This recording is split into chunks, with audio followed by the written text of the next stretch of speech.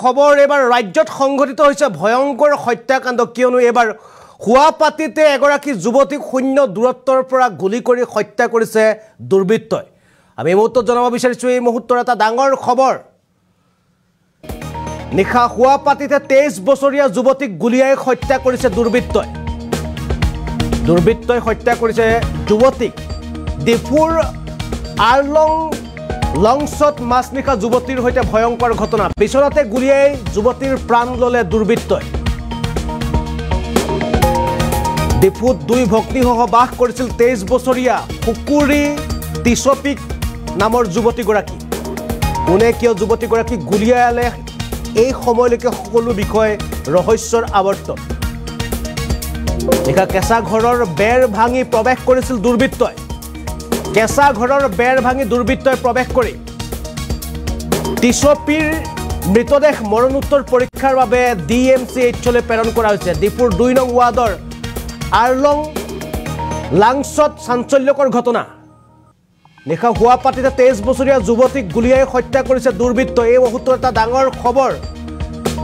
ৰাজ্যত সংঘটিত হৈছে ভয়ংকৰ ঘটনা। ডিফুৰ আৰলং লাংছত মাজনিশা যুৱতীৰ সৈতে হৈছে ভয়ংকৰ ঘটনা কিয়নো এইগৰাকী যুৱতীয়ে মাজনিশা শুই থাকোঁতে অচিনাক্ত দুৰ্বৃত্তই ঘৰৰ তলেৰে আপোনালোকে যিটো দেখিছে এটা ডাঙৰ যিটো ফুটা দেখিছে ফুটাৰে প্ৰৱেশ কৰিছিল মাজনিশা দুৰ্বৃত্তই আৰু এই কেঁচা ঘৰৰ মজিয়াৰ তলেৰে প্ৰৱেশ কৰি এনেদৰে দুৰ্বৃত্তই হুৱাপাতিতে শূন্য দূৰত্বৰ পৰা গুলি কৰি হত্যা কৰিছে 23 বছৰীয়া কুকুৰী টিছপি নামৰ এগৰাকী যুৱতী।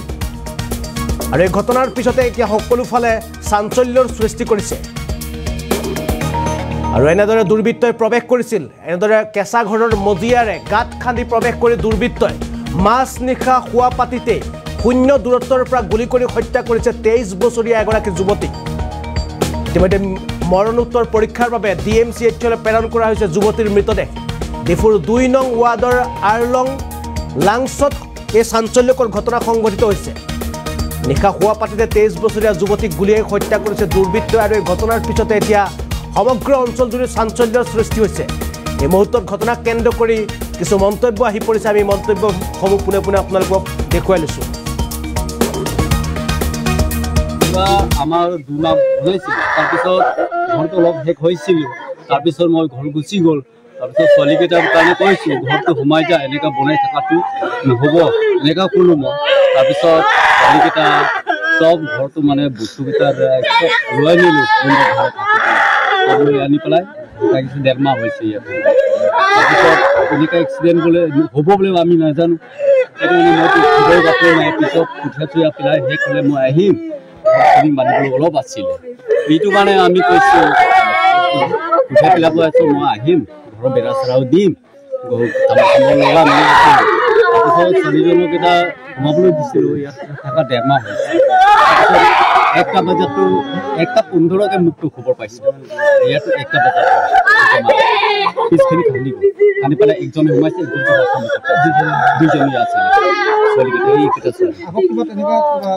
আমি একো খবৰ নাজানো, আমি বোলে আগৰো আহিছিলে বোলে 2জন। তাৰপিছত ইফালে ৰাস্তা আছিল নেকি সুধিছিলে বোলে, নাই ৰাস্তা এইফালেতো নাই, ইফালে ৰাস্তা। আৰু যোৱাকালি দিনৰো আহিছিলে বোলে পানী খাবলৈ আহিছিলে। আমি কালি প্ৰায় 1:45 মানত খবৰ পালোঁ টাইমত ৰাতি যে এটা বুলেট ইঞ্জুৰি হৈছে। তো একৰ্ডিংলি আমি আমাৰ SP ছাৰ আমি আহি পেলাই উপস্থিত হ'লোঁ। উপস্থিত হৈ আমি ইয়াতে পালোঁ যে এগৰাকী ছোৱালী কুকুৰী টিছপি, প্ৰায় 23 বছৰমান বয়স, তেওঁ আমি ইয়াতে মৃত অৱস্থাত ইয়াত আহি পালোঁ। এতিয়া ইনভেষ্টিগেশ্যন চলি আছে, গতিকে প্ৰিলিমিনাৰী ইনভেষ্টিগেশ্যন চলি আছে, গতিকে আমি বিশেষ এতিয়া আমি বিস্তৃতভাৱে ক'ব নোৱাৰিম। ছাৰ ঘৰটোত অকল ছোৱালীজনী থাকে নেকি ছাৰ? তেওঁলোক 3জনী বাইক ভৈনীক তাতে ইয়াতে একেলগে থাকে, ইয়াতে তেওঁলোকে পঢ়ি আছিলে, এইটো কাৰণে এইটো পাৰপাজতে ইয়াতে 3জনী একেলগে চলি আছে। অৰিজিনেল দেলগাঁও বুলি শুনিছোঁ, দকমকাৰ ফালৰ তেওঁলোকৰ অৰিজিনেল, কিন্তু ইয়াতে থাকে, আচলতে পঢ়াৰ কাৰণে ইয়াতে থাকে। ঠিক আছে, থেংক ইউ।